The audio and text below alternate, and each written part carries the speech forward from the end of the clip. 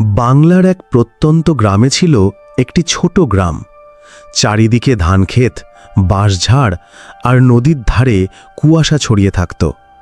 গ্রামে বাস করত স্বপ্না, মাত্র 23 বছর বয়সী বিধবা নারী। স্বামী হঠাৎ জ্বরের কারণে মারা যাওয়ার পর থেকে সে একা থাকত। গ্রামের মানুষ তাকে নিয়ে নানা গুজব করত। কেউ বলতো সে অভিশপ্ত, কেউ বলতো রাতে তার ঘরের জানালায় অদ্ভুত ছায়া ভেসে আসে। স্বপ্না তা নিয়ে ভাবত না। দিন কাটাতো কাজ করে, নদী থেকে পানি আনত, সন্ধ্যায় দরজা জানালা বন্ধ করে রাত কাটাতো।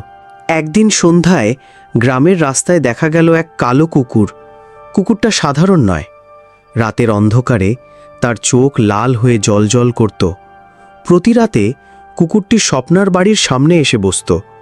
দাঁড়িয়ে থেকে অদ্ভুত আওয়াজ করত। কখনো দরজা ঠকত, কখনো জানালায় নখ ঘষার শব্দ। কেউ সাহস করে কাছে গেলে কুকুর হঠাৎ অদৃশ্য হয়ে যেত। গ্রামবাসীরা ফিসফিস করে বলতো, এই কুকুরটা শুধু ওই বাড়ির জন্য এসেছে, মানুষ নয়, হয়তো ভূত। এক রাত বৃষ্টি হলো, কুকুর ভিজে ভিজে বসে থাকে বাইরে। স্বপ্না প্রথমবার তার কৌতূহল ও ভয়ের মাঝ থেকে দরজা খুলে কুকুরটিকে ভেতরে ঢুকতে দিল। কুকুর ভিতরে এসে দরজার কাছে শান্তভাবে বসে থাকে। সেই রাত থেকে আর কোনো অদ্ভুত আওয়াজ হয়নি। স্বপ্না প্রথমবার বুঝল কুকুরটা তার রক্ষক, ঘরের অদ্ভুত শক্তি থেকে তাকে বাঁচাচ্ছে। গ্রামবাসী লক্ষ্য করল, যেই বাড়ির সামনে সেই কালো কুকুর আসে, সেই বাড়ির কেউ বা কেউ অদ্ভুতভাবে অসুস্থ বা মারা যায়। বৃদ্ধা মামি। এক রাত কুকুর তার ঘরের সামনে দাঁড়ালো। ভোরে লোক দেখল বৃদ্ধা তার বিছানায় অচেতন, শরীরে নীলচে দাগ। ডাক্তার কোনো কারণ দেখাতে পারল না। কৃষক রামু মাঠে কাজ করছিল। হঠাৎ রাতে কুকুর তার ঘরের সামনে দাঁড়ায়। রাতে সে নিখোঁজ। সকালে তাকে খোলা মাঠে মৃত অবস্থায় পাওয়া গেল, শরীরে অদ্ভুত খোঁচা দাগ। গ্রামের আতঙ্ক, কেউ সাহস করে ঘরে ঢুকতে পারছে না। কেউ বলছে এই কুকুর নাকি ভূতের রূপধারী।